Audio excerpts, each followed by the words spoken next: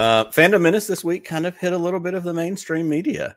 Ordinarily, a well-known Star Wars YouTuber, this one in particular, would not make our weekly news shows.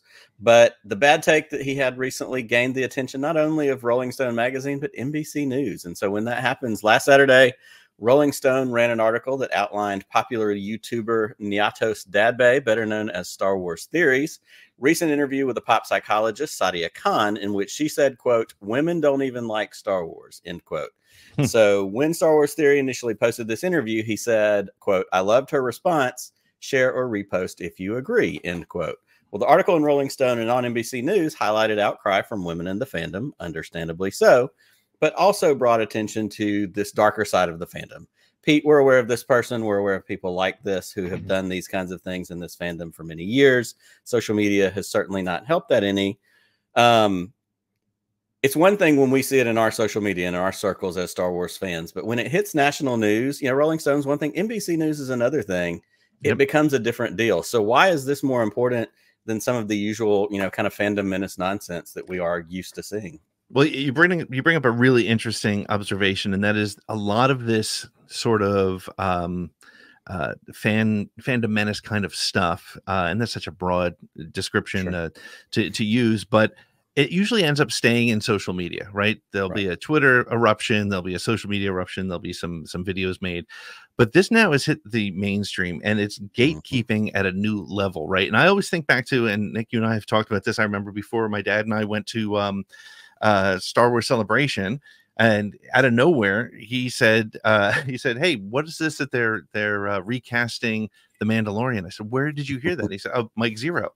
And the problem is you're getting these clickbait sites, these sites that are making money from building up the gatekeeping to new levels, which are infiltrating the regular fandom. Now, that on its own is a problem. And people will say, "Well, Pete, you have a problem with him making money. You're jealous because your show and your channels don't do as well." I'm not jealous. I'm disappointed. And I'm disturbed by the fact that gatekeeping at this level has now evolved from. Look, here's the story with Star Wars Theory. He created a $100,000 fan film.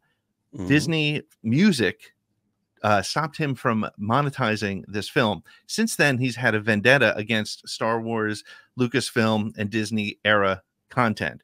It's one thing to gatekeep against people who like the Disney era of Star Wars.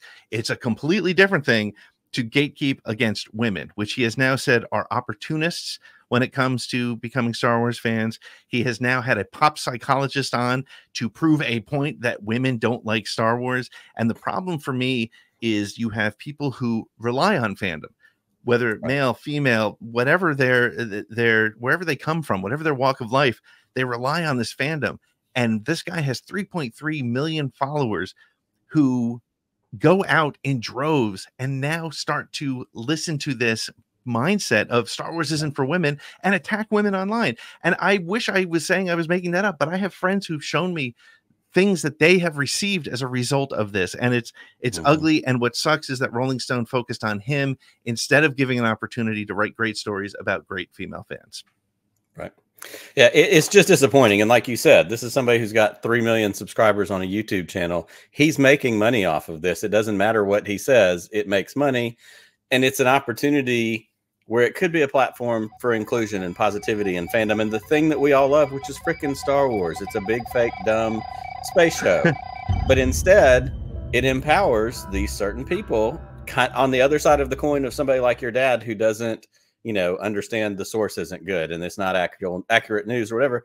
It's a chance for somebody to parrot the same thing he said out into their little structure. You know, it becomes, then they told two friends and they told two friends and so on and so on. And then it spreads. And like you said, our friends in our social media spaces and our content creators are being bombarded with messages telling them they're fake fans and much more horrible and ugly things than that. So yeah, it's very unfortunate that somebody with that kind of reach, this is what's happening with it. Yeah. And as you know, I could go on for hours about it, but